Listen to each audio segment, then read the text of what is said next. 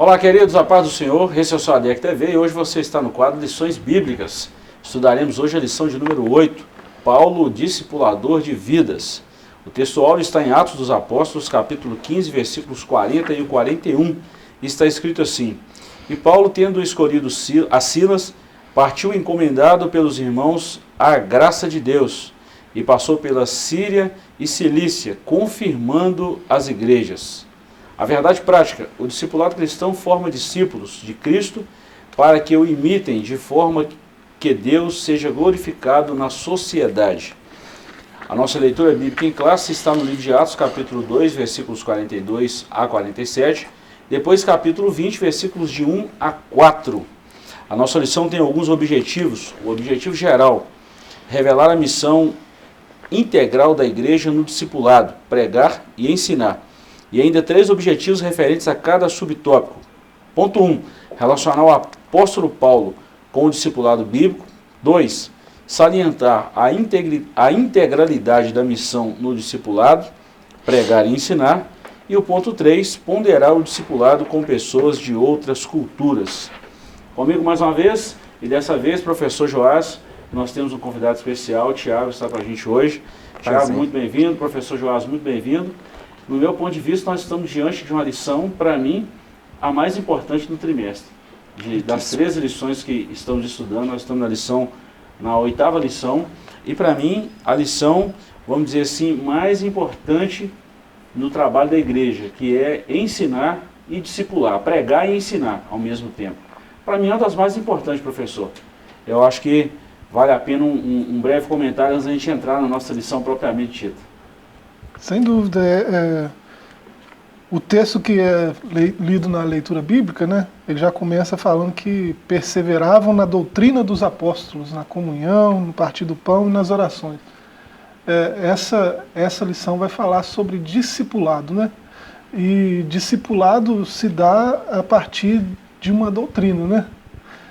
E se a gente for olhar o que é essa doutrina dos apóstolos, é a Escritura, a palavra de Deus que foi revelada, né, plenamente em Jesus Cristo, né, conforme diz o escritor aos Hebreus, e todas as cartas de Paulo apontam para isso, né, ele entrega o que recebeu de Cristo, e todos os apóstolos têm esse mesmo procedimento, entrega o que recebeu de Cristo, né, eles foram discipulados e agora estão discipulando, né, fazendo discípulos para Cristo, né, como eles foram feitos também.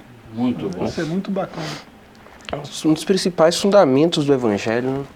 A ideia de você pregar e ensinar é um trabalho que eu não sou detentor de uma verdade pessoal, não, é uma verdade de Cristo, e que é meu dever transmiti-la de forma genuína a todos.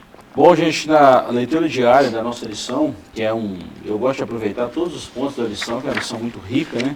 O comentário da nossa lição. A leitura diária, na segunda-feira, o discipulado é uma ordem do Senhor. Terça-feira, a pregação como ponto de partida, primeiro a pregação e depois o discipulado. Quarta-feira, o discipulado como formação na igreja primitiva, principalmente depois de um número muito grande de pessoas aceitando a Jesus, houve a necessidade do discipulado. Quinta, o discipulado nos faz pensar nas coisas mais elevadas, que é um tempo de qualidade e aprofundamento nas Escrituras. Sexta, o discipulado nos faz buscar as coisas que são de cima. Eu achei isso aqui fantástico. E sábado, discípulos a fim de viver para a glória de Deus. Professor, nós vamos entrar na nossa introdução. E Tiago, você fica bem à vontade nos nossos comentários, vamos compartilhar essas informações e a gente vai ganhar assim muito com o comentário. E quero mandar um abraço aos nossos amigos e irmãos que estão sempre com a gente aí. A gente está sempre na rua aí, a gente vê muitos comentários, muitos irmãos e muitos amigos que nos dão a honra e nós agradecemos e louvamos a Deus pela vida deles. Introdução. Nessa lição veremos os aspectos gerais do discipulado, com destaque para o papel de Paulo no processo do discipulado nas igrejas que plantou. Perceberemos que esse foi o meio pelo qual o nosso Senhor nos concedeu para que os recém-nascidos na fé fossem formados segundo o caráter de Cristo. Bom, a primeira missão da igreja é pregar e ensinar. Primeiro, o professor e Tiago vem a pregação. né? Nós conhecemos a Cristo através da loucura da pregação. Eu quero até usar esse termo, a loucura da pregação. E depois a gente vai caminhar com Cristo, e isso é através do discipulado. Ou seja, a nossa vida é um eterno aprendizado, nós estamos sempre aprendendo. Eu fico assim incomodado com aquela pessoa que sabe tudo. Você vai comentar alguma coisa, não, isso eu já sei, tem resposta para tudo. Parece que nunca aprende nada novo, sendo que nas Escrituras a gente sempre aprende, nós estamos aprendendo todo dia. Como a gente é enriquecido quando a gente ouve, quando a gente compartilha e quando a gente está sentado para discutir um assunto. A gente sempre aprende, é por aí, né? Com certeza. Você vê o próprio Paulo, né? Ele morreu aprendendo, né? Ele já sabia do seu destino, né? Que ia ser martirizado por Roma, e sabendo disso, sabendo o que o esperava, ele não desistiu de continuar aprendendo, né? Ao passo que ele pede seu companheiro, né, de prisões, né, nas prisões, né, para trazer para ele a capa, os livros, os pergaminhos, né? Então é alguém ávido por aprendizado, por conhecimento, né? Esse que discipula, ele tem que aprender primeiro, né? Então ele não cessa de fazer isso. Na verdade, é isso que eu amo, que me apaixona na escola bíblica dominical. Porque é um curso teológico que você nunca forma nele. Você sempre está aprendendo, sempre está aprendendo com novos professores, novas verdades. E o aprendizado é um caminho que não tem fim. Você sempre vai achar alguma coisa para você aprender, para acrescentar. E é essa a missão da igreja, juntos, um aprendendo um com os outros e sendo edificados em Cristo Jesus. Isso é muito bom. Quando nós falamos aqui, nós estamos falando de aprendizado, né? Nós estudamos na lição 6, Paulo no poder do Espírito. Eu estava me lembrando, professor, tem tudo a ver com a nossa lição aqui entre pregar e ensinar, tá?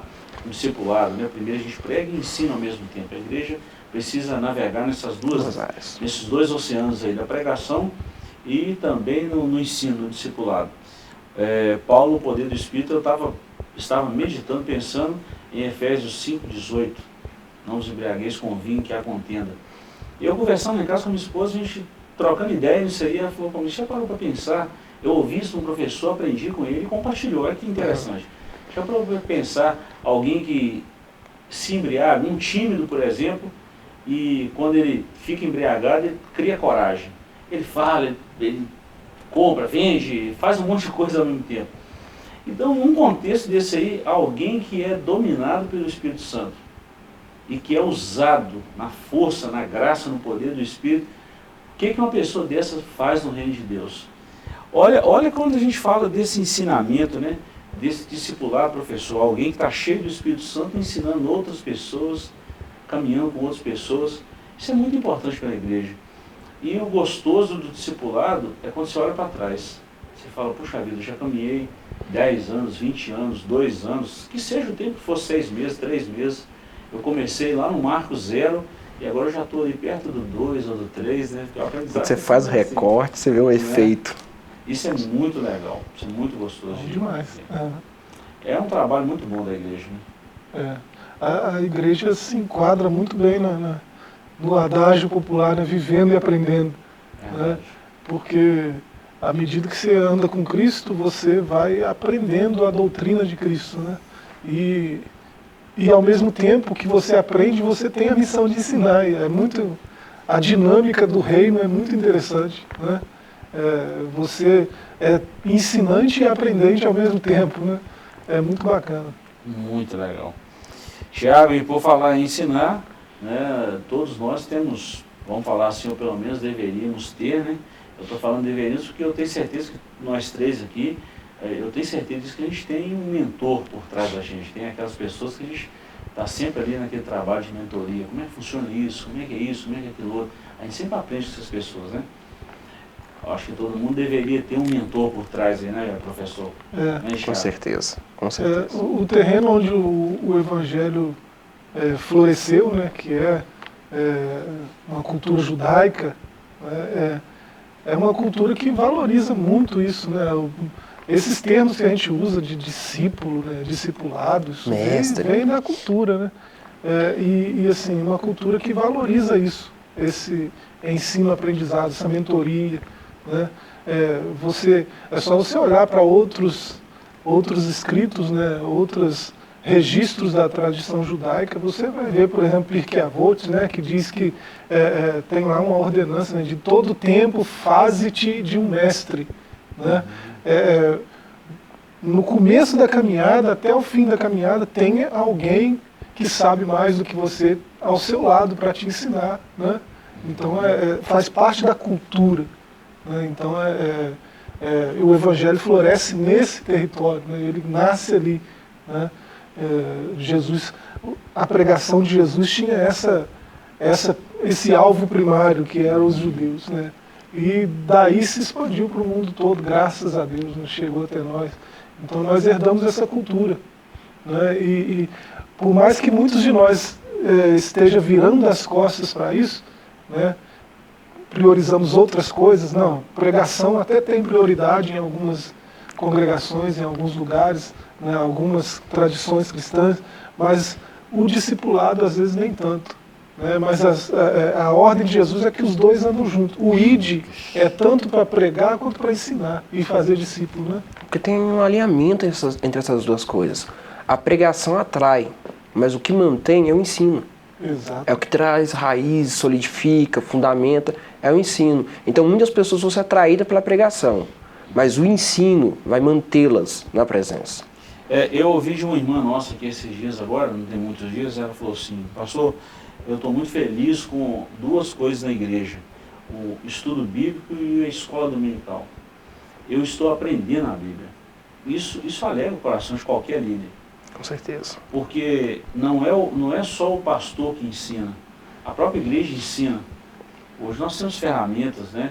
Por exemplo, são departamentos que estão inseridos na igreja que tem essa metodologia de ensino, tem essa pedagogia de ensino. A escola dominical é uma ferramenta tanta. Então é uma preocupação boa e isso deixa a gente feliz. Vamos lá no capítulo 1, Paulo e o discipulado bíblico. Eu vou fazer uma leitura rápida aqui desses 3 pontos e a gente comenta, tá? O discipulado bíblico, ponto 1, depois Paulo, o discipulador, e terceiro, a metodologia de Paulo para o discipulado. Ponto 1, o discipulado bíblico. O princípio do discipulado na igreja primitiva baseava-se na ordem da grande comissão que Jesus deu aos discípulos por ocasião do seu aparecimento e despedida. Esse texto está em Mateus 28, 19 e 20, o professor Joás já citou, e o Tiago também. Após o Pentecostes, quando a igreja nasceu, historicamente o cuidado com os recém-nascidos na fé precisava ser bem estruturado. Então usou-se a didaquia, a escritura, a Bíblia, a doutrina. 2. Paulo discipulador. O apóstolo Gentício foi um discipulador distinto. Após sua conversão, ele sentiu a necessidade de conhecer a Cristo mais profundamente. Isso está em Gálatas. Nós vemos aí os 2 primeiros capítulos de Gálatas. A doutrina do discipulado, mas há também prática. É o segundo parágrafo aí, né? Quem está com a lição em casa acompanhando. Coerente com a doutrina. Isso faz com que o discípulo cresça e chegue à maturidade. Conhecer de maneira teórica apenas não basta. Para isto, a formação cristã deve apresentar uma integração entre doutrina e prática. Eu achei isso aqui fantástico. E terceira, a metodologia de Paulo para o discipulado. O primeiro passo para o discipulado de Paulo era pregar o Evangelho e, pelo poder do Espírito Santo, convencer as pessoas acerca de Cristo. Então, a partir dos primeiros convertidos, ele plantava uma igreja na cidade. Esses 3 pontos aqui têm a ver com a pessoa de Paulo, que nós já estudamos nas 7 lições anteriores, e agora nós vamos estudar a metodologia da pregação e do ensino, né, desse discipulado. Os dois, Thiago, você falou uma palavra muito legal aí, que precisa andar alinhado. Os dois é uma sinergia, né, professor? É uma sinergia. Um depende do outro, um ajuda o outro, um corrobora com o outro, um aprende com o outro, um ensina o outro e por aí vai. A igreja precisa estar ligada no discipulado, precisa ser bíblico, né? E é muito importante quem está discipulando e a metodologia, a pedagogia do ensino. Acho que aqui a gente fecha o capítulo 1. Com certeza. E é interessante essa integração que tem aí, né, de doutrina e prática, porque há uma base estrutural, né, que é a doutrina.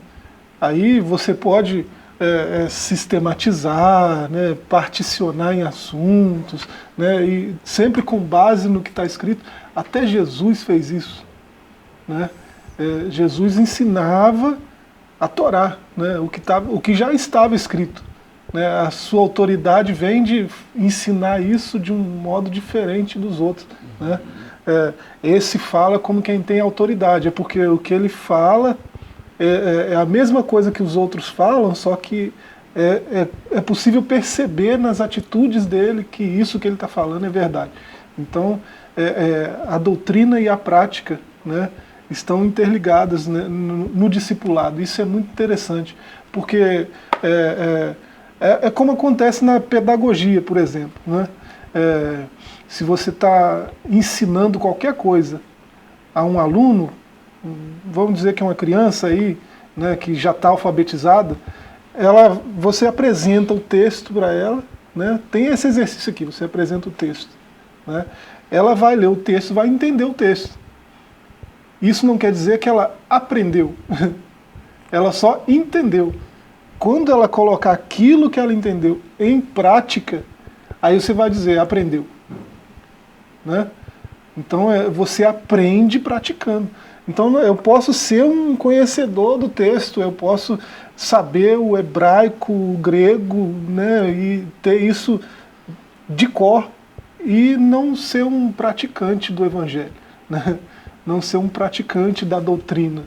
Então por isso que o ensino e a prática têm que estar integrados aí. Isso é interessante demais, porque o apóstolo Paulo, seguindo o exemplo de Cristo, durante seu ministério terreno, ele faz muito isso, analogias da prática. Por exemplo, ele pega uma carta aos Coríntios e ao mesmo tempo que ele fala de profundidades teológicas, coisas, revelações, ele também fala do dever do marido, do dever da mulher, fala da vida prática, como se comportar na igreja, de como organizar o culto. Ele está falando do texto da ceia, da ceia do Senhor, ele em seguida está falando já do comportamento dos irmãos dentro da igreja, ele fala de dons espirituais e fala de como usar esses dons. Olha, saber que tem uns dons, mas como usaremos? Como vai funcionar isso na igreja? Ele vai colocando ensino e prática, um ao lado do outro. É o que está aqui na nossa lição. Só a pregação não basta. A igreja que só prega, mas não discipula, não resolve. E interessante, professor e Tiago, que o discípulo vai gerar outro discípulo. E o discípulo é um eterno aprendiz, ele vai aprender sempre. E nós precisamos ser humildes com relação ao ensino, porque tem muita gente que não para ouvir, não tem paciência de sentar e ouvir o irmão, ouvir a pessoa que está ensinando. Isso é muito complicado. Dentro da igreja tem muita gente que pensa dessa forma, eu não vou à escola dominical porque tudo que fala lá eu já sei. Ou eu não vou no estudo bíblico porque eu não tenho necessidade, eu posso estudar sozinho em casa. O gostoso do discipulado é a troca de experiência. Tem essa pessoa que fala isso, tudo que fala lá eu já sei. Eu preciso sentar para ouvir essa pessoa, que eu tenho muito a aprender com ela. Eu já ouvi isso, já. Preciso aprender demais. Já ouvi isso. Assim, as pessoas precisam estar na escola justamente por isso, né? A gente precisa aprender com ela. Pelo menos aprender humildade, né? Vamos ser um pouquinho. Com certeza tem uma lição boa de humildade para dar. Eu fico assim impressionado com isso, gente. Porque a gente sabe a ferramenta que a gente tem de ensino. A gente vê a estrutura da escola dominical criada para criança e hoje nós adultos usufruindo desse benefício, dessa metodologia de ensino, a gente só cresce. É só olhar para trás. Com certeza. É só olhar para trás e ver de onde saímos, onde estamos e para onde a palavra de Deus nos leva. Só fazer essa reflexão aí que nós vamos chegar no ponto chave aí. Com certeza. Bom, pessoal, dentro desse primeiro tópico aqui, desse primeiro capítulo, alguma outra observação, professor, que você gostaria de fazer? Eu acho que isso aí, a metodologia de Paulo já foi bem explicada, né? O Tiago já falou bem. A metodologia dele estava impregnada de ensino e prática, né? Então, você vê isso, você percebe isso em todos os ensinos de Paulo. Né? E é importante notar que a metodologia dele é a metodologia de Cristo. Né? A gente precisa dizer de novo e de novo, né? Verdade. Eu vou encerrar esse primeiro bloco aqui, então, Tiago, lembrando só do seu xará, o apóstolo Tiago, né? Que a fé sem as obras é morta. É uma praticidade do evangelho também. Não adianta eu só falar, eu falo, Jesus te abençoa, mas eu sei que você está sofrendo a necessidade e eu não te ajudo. Não está resolvendo nada. Isso faz parte do discipulado também. Né? Com certeza. Muito bom isso aí. Vamos dar uma pequena paradinha aqui e a gente volta. Nós vamos para um pequeno intervalo, voltamos já já com a segunda parte, o segundo bloco da nossa lição. Nós estamos falando sobre discipulado, é uma lição extraordinária. Não saia daí que voltamos já já.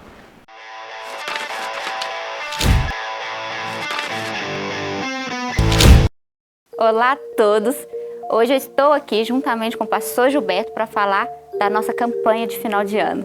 Está chegando aí o Natal, uma data muito importante para nós, e nós temos um objetivo esse ano, Carol, de deixar o Natal dos nossos irmãos e de muitas famílias muito mais feliz. Nós estamos com o objetivo de arrecadar, angariar 150 cestas para o Natal desse ano. Isso mesmo, Carol. Geralmente a gente ajuda média de 40 a 45 famílias. Nós queremos ampliar esse ano com 150 cestas e nós contamos com a ajuda do pessoal, né? Com a ajuda de vocês, vamos empacotar amor, vamos abençoar essas famílias, lembrando que essas cestas de Natal, elas são um pouco mais recheadas, porque, pastor? É Natal, uma data importante, a gente sempre faz isso com muito carinho. Vamos lá, vamos ajudar. Vai aparecer algumas contas aí no seu vídeo, faça a sua doação e venha com a gente nesse momento gostoso que nós estamos vivendo. Lembrando que é qualquer valor, você já está abençoando essas famílias e que Deus os abençoe poderosamente e vamos transformar o nosso amor em ação.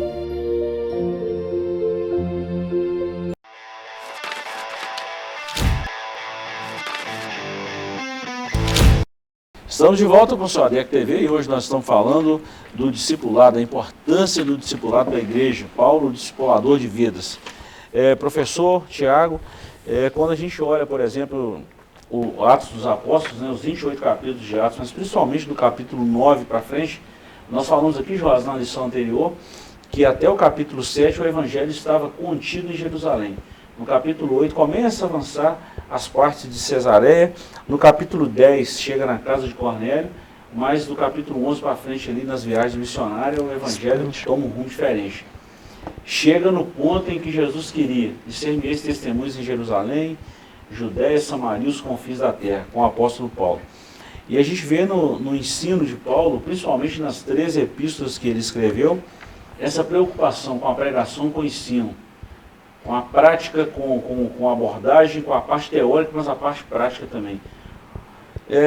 Eu não quero ser, como é que eu vou falar, eu não quero ser exagerado nesse comentário, mas depois de Cristo, aí no trabalho, na obra de Cristo, Paulo é um dos maiores, ou por que não dizer o maior, vamos falar aí, missionário, discipulador, teólogo, principalmente os teólogos liberais não gostam que a gente fale isso, não gostam de jeito nenhum, porque a doutrina de Paulo é a doutrina de Cristo e nos aperta, nos coloca contra nós mesmos em alguns momentos e faz a gente refletir, professor Joás.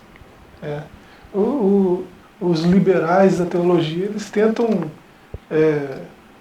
pintar um Paulo que não é real, né? Um Paulo que se opôs a Cristo, né, em alguns momentos. E isso só mostra a ingenuidade dos liberais, né? São ingênuos, são infantis na sua interpretação. Ou, né, se não é isso, ou qualquer outra coisa, né? A gente não tem como definir o que é. Eles que se apresentem e digam o que é, né? Não sei se serão sinceros ao dizê-lo. Mas dizer que Paulo pregou um evangelho diferente do evangelho de Cristo é um absurdo, né?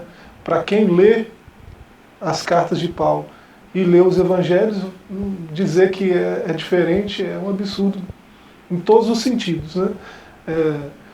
Então Paulo pregava o evangelho de Cristo, o que ele recebeu do próprio Cristo, né? O apóstolo aos gentios. Agora, dizer essas coisas que a gente diz aqui, é preciso dizer e é preciso repetir, né? Às vezes a gente está num tempo da história, né, onde é preciso repetir o óbvio toda hora, né? O óbvio precisa ter dito, ser repetido o tempo todo, né? Então Paulo faz discípulos, mas não faz discípulos para ele faz discípulos para Cristo. Muito então bom. Como que a mensagem dele pode ser diferente da mensagem que não é, né? Não é. Então a gente precisa dizer o óbvio, né? O método de Paulo é o mesmo de Cristo, o evangelho de Paulo é o mesmo de Cristo. Paulo não escreveu um outro evangelho. Ele mesmo disse aos Gálatas, mesmo que eu ou um anjo de luz traga um outro evangelho, seja anátema. Então, ele não tem uma nova perspectiva do evangelho, não existe isso. Né? Muito bom. O que Paulo prega é o evangelho de Cristo. Só lembrando aí, né, para quem quiser conferir na Bíblia, pode ler a primeira carta de Paulo aos Coríntios 11. Ele citou esse: sejam meus imitadores como eu sou de Cristo. São bases bíblicas. Também a igreja de Corinto, ele diz: o que eu recebi do Senhor, isso eu vos ensinei. Ou seja, não é o que eu pensava, não é o que eu acho. É o que eu recebi dele, eu estou repassando a vocês. É muito legal o discipulado, né? É um desafio bom para esses liberais aí, ter a coragem de fazer o que Paulo fez e falar o que ele falou. Me imitem. Né? Qual desses liberais tem a coragem de fazer isso? Como eu imito a Cristo? Os fariseus tinham uma doutrina aparentemente boa, mas só a teoria. É o que a gente vê muito por aí afora hoje. Né? Jesus foi muito enfático em dizer para não misturar com o fermento dos fariseus. Só um pouquinho levado da massa toda. Vamos lá então no capítulo 2, discipulado e a missão integral de pregar e ensinar. Nossa lição está baseada nisso aí hoje, né? Ponto 1, a pregação, ponto de partida. Ponto 2, ensino, fazer discípulos. E o ponto 3, pregação e ensino. Ponto 1, pregar o evangelho é o meio em que o Espírito Santo leva as pessoas à salvação. É preciso pregá-lo com serenidade, intensidade e ousadia. A Igreja de Cristo se expandiu assim. Ela tinha como ponto de partida a tarefa que Jesus deixou aos seus discípulos, como vimos anteriormente. Nada pode substituir a dimensão proclamatória da Igreja. Para isso, ela foi revestida do poder do Espírito Santo para cumprir a missão. Pregação, então, professor e Tiago, é o ponto de partida. A igreja tem que pregar, e Paulo até foi enfático nisso, a tempo e a fora de tempo. Esse ponto de partida é uma analogia muito interessante. Né? O discipulado começa aqui, né? Na pregação. E nesse sentido, a igreja já está há muito tempo fazendo isso, né? Pregando. E a gente precisa refletir, olhar para nós mesmos em situações onde a gente lê algo como isso, né, a pregação é o ponto de partida. A gente precisa fazer uma autoanálise, como a gente tem pregado. Como é a nossa pregação, né? Como está sendo, né? Qual é o nosso ponto de partida? Está ok? Porque se não estiver, né, todo o resto vai desandar. Então o ponto de partida tem que estar impecável. Né? Quando um pregador abre a Escritura e expõe a Escritura, no fazê-lo, né, expor a Escritura, pregar, tem mais de Escritura ali, de Evangelho, de doutrina mesmo, de Cristo, ou tem mais de outras coisas? Né? Porque a gente sabe que um pregador ele pode usar elementos da filosofia, da sociologia, da psicologia, né, do coaching que está na moda, pode usar, qual o problema? Né? Se isso servir de ferramenta útil à propagação do Evangelho, bacana. Agora, será que tem pregador que está priorizando isso em detrimento da mensagem mesmo, do Evangelho puro e simples, né? Fazendo uma analogia aí com C.S. Lewis? Será ou a gente tem mesmo pregado o Evangelho puramente? Né? Então a gente precisa fazer essa autoanálise, porque se não for isso, a gente precisa rever os conceitos, né? Voltar, né, a pregar o Evangelho puro, genuíno, sem mistura, né, sem fermento, que aí vai dar certo. Tiago, Paulo falou isso, e eu prego a Cristo e Cristo crucificado. É a mensagem central do Evangelho. Você pode atrair pessoas falando sobre muitas coisas diferentes. Hoje, principalmente, a gente tem aí a era da informação, como alguém gosta de chamar, e você pode atrair as pessoas falando sobre vários assuntos. Mas o que vai gerar uma transformação é uma só. E é a mensagem, o fundamento do Evangelho, que é Cristo Jesus. Qualquer outra coisa, qualquer outro fundamento que você coloque, vai ser fundamento de areia, não vai ser firme, não vai solidificar.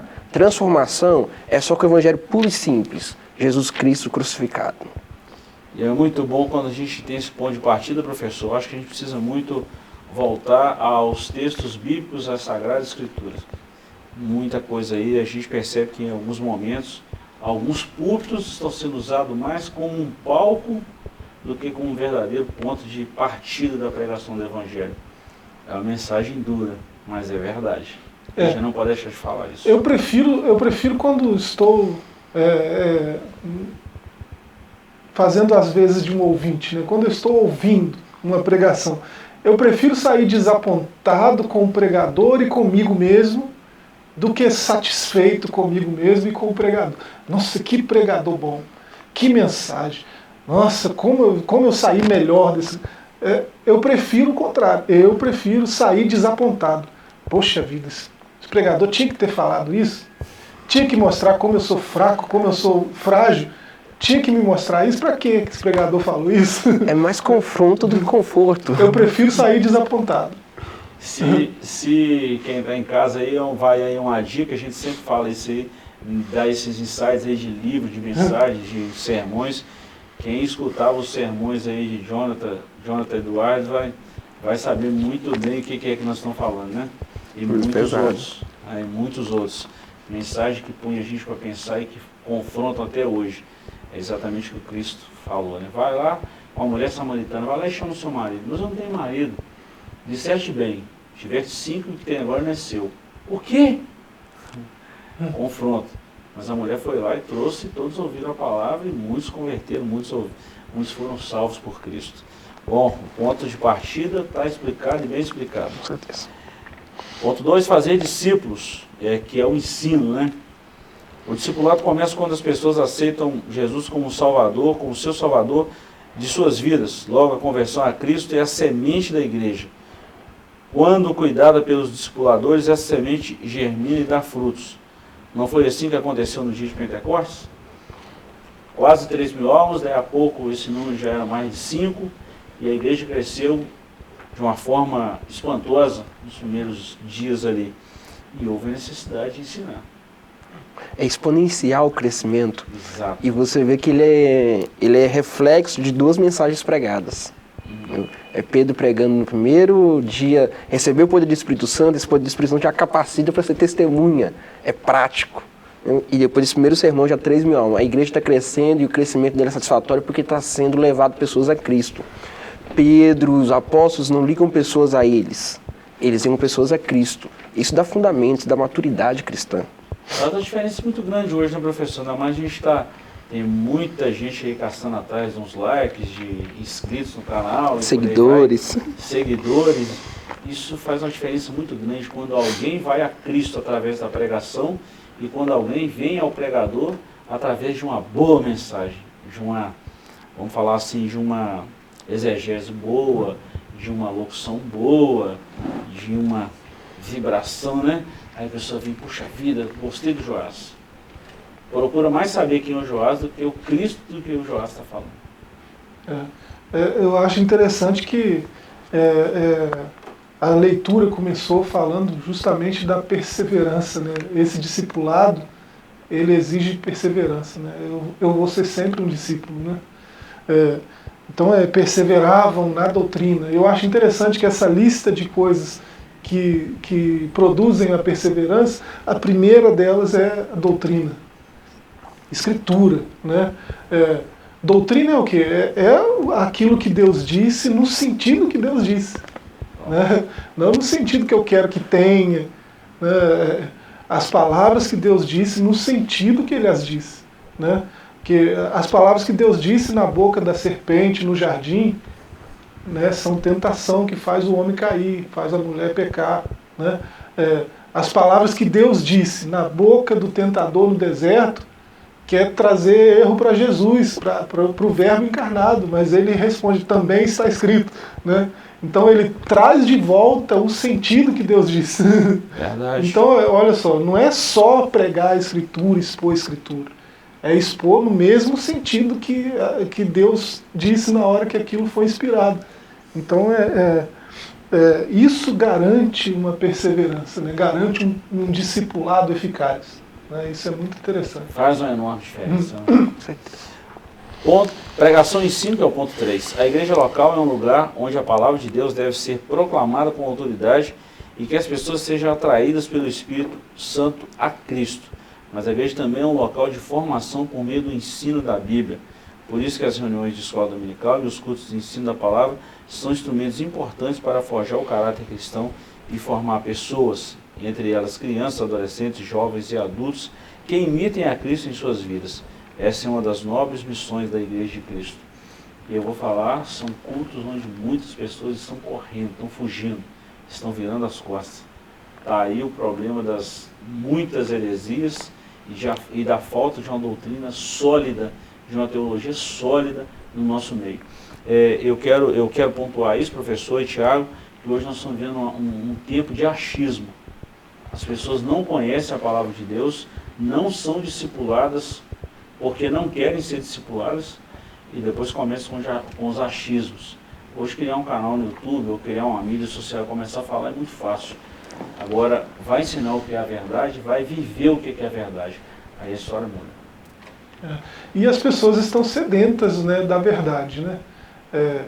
A gente vive numa era que parece que a sede pelo saber não é tanto assim, mas é só uma impressão que a gente tem, porque outro dia eu abri uma live lá e assim, o sujeito estava prometendo ativação de paladar espiritual, ativação disso, ativação daquilo, ativação da revelação, não sei o quê. Gente, é isso mesmo, né? O sujeito vender aí, é só você mandar o Pix, né? Só você fazer o Pix lá que... Automático. Então, olha só, né? Isso, se tem milhares de pessoas engajadas nisso, né, buscando essas coisas, é gente sedento, né? Tá com sede de conhecer a verdade. Então a gente precisa dizer mais a verdade, né? A gente precisa abrir mão de certas coisas, como curtidas, né?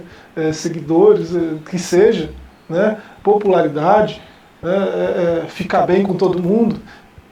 Isso aí, você pode abrir mão disso pela verdade. Abre o texto, expõe o texto no sentido que ele foi inspirado, né? O que Deus quis dizer com isso aqui, quando ele inspirou o escritor a escrever isso. E expor, explicar, isso não é difícil de fazer, né? Não é difícil. Eu vou trazer dar uma outra apimentada nesse assunto aqui, exatamente nisso, que a pregação, ela precisa ser exposta. Ela precisa ser visível. Agora, o discipulado é um trabalho que acontece no meio da igreja, mas no anonimato. Não aparece sim nos bastidores. E hoje, nessa geração que nós estamos vivendo aí, quase ninguém quer passar por isso, porque é um trabalho que não aparece. Né? Não aparece assim, eu estou aqui fazendo discípulo. Não, vai aparecer o resultado depois. Nós somos uma geração que forma muitos pregadores e poucos mestres. Porque o ensino é um trabalho mais lento, que exige maior perseverança, maior cuidado e que não é tão midiático. Não é da noite pro dia. Não é da noite pro dia. E para essa geração do fast food, do rápido, para eles não funciona. Tem que ser rápido, eu quero o trampolim, eu quero ser muito visto. Ao contrário do apóstolo Paulo e dos apóstolos, nós estamos vivendo a época de muitas pessoas que querem a visibilidade, querem ser visto e não ser visto. Depois quem quiser dar uma olhadinha em Gálatas 1, 16, 17 lá, está falando lá que Paulo passou um tempo na Arábia, aproximadamente 3 anos, e depois dá uma seguida no capítulo 2, nós já falamos isso aqui algumas vezes, né, professor? Vou usar uma frase tua, deve ser importante. Deve ser importante. Vai ver lá que passou mais 14 anos para Paulo conhecer Tiago, irmão do Senhor, quando ele volta a Jerusalém, né? Então isso tem um tempo. Há um processo da incubadora, não é da noite para o dia, isso demora e muita gente não quer passar por esse processo. Pessoal, nosso tempo está quase findando, deixa eu só citar esse capítulo 3 aqui, o discipulado com as pessoas de outras culturas. Paulo sofreu muito com isso aqui porque ele não pregou só para os judeus, ele pregou principalmente para os gentios, né? Em outros lugares e por aí vai. Então aqui nós vamos destacar 3 tópicos: a pregação para os seus irmãos, a expansão para os gentios e depois o discipulado numa cultura diferente. Professor e Tiago, vamos dar uma sintetizada aqui. A pregação para os seus irmãos. Paulo pregava em colônias judaicas fora de Jerusalém, fora de Israel. né? Então ele pregava para pessoas que sabiam que ele estava pregando, mas em lugares diferentes, né? É como se eu for hoje para algumas partes dos Estados Unidos e abrir uma igreja lá onde tem um monte de brasileiro. O contexto de Paulo era esse aí. Mas também ele pregava para uma pessoa que não era da sua cultura, né? E isso tem uma dificuldade enorme, porque não é fácil. Pregar para alguém que sabe o que a gente está falando, tranquilo. Mas pregar para alguém que não conhece e aquilo que eu estou pregando é novo, precisa estar banhado de autoridade, de poder, de unção do Espírito e muita firmeza naquilo que ele está falando, senão vai por água abaixo. O grande desafio do discipulado cristão é esse, né? É transcultural. Esse é o grande desafio. E foi um desafio proposto pelo próprio Cristo aos seus 12 discípulos, seus 12 apóstolos, né?